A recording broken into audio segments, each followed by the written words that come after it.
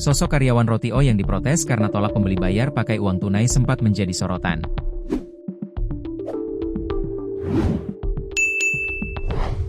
Diketahui, video seorang nenek-nenek ditolak membeli pakai uang tunai di Roti O kawasan halte Transjakarta Monas, Jakarta Pusat viral di media sosial. Video peristiwa itu direkam dan diunggah oleh akun TikTok Arlius_Zebua pada Jumat, 19 Desember 2025. Melalui akunnya, Arlius mengungkap kekesalannya. Uang cash itu harus kalian terima. Masa harus pakai kris? Nenek-nenek itu kan gak ada krisnya. Gimana? Kata dia. Udah, telepon dulu bos kalian, cepat. Kurang ajar kulihat, menolak pembayaran tunai, imbuhnya, melansir Tribun Jakarta.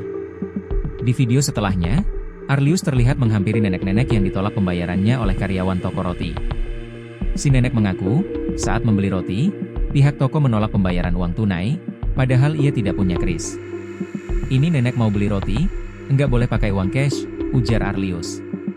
Iya, enggak boleh, tunai, sahut si nenek yang sedang duduk. Arlius pun menilai penolakan pihak toko sebagai hal lucu sebab hanya memperbolehkan pembayaran via kris. Padahal menurutnya, tidak semua orang, terlebih golongan lanjut usia, lansia, memiliki kris. Lucu, kok, harus kris. Nenek yang seperti ini nggak ada krisnya gimana? Ini perlu diperhatikan, kata Arlius. Lewat captionnya di TikTok, Arlius menuliskan surat terbuka kepada pihak toko roti.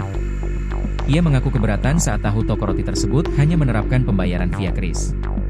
Saya secara pribadi menyampaikan keberatan dan merasa dirugikan atas pemberlakuan shop transaksi pembelian roti yang tidak menerima uang tunai, cash, dan harus menggunakan kris. Dan perlu saya sampaikan bahwa apabila somasi terbuka ini tidak ditanggapi maka saya akan pikir-pikir mau makan lagi atau tidak, tulis dia.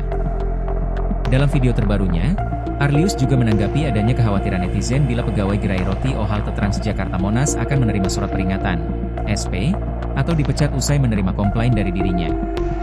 Saya akan menempuh jalur hukum untuk membela hak hukum pegawai atau karyawan tersebut.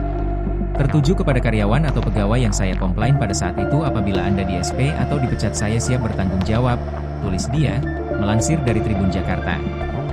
Arlius pun memberikan nomor ponselnya melalui akun TikToknya.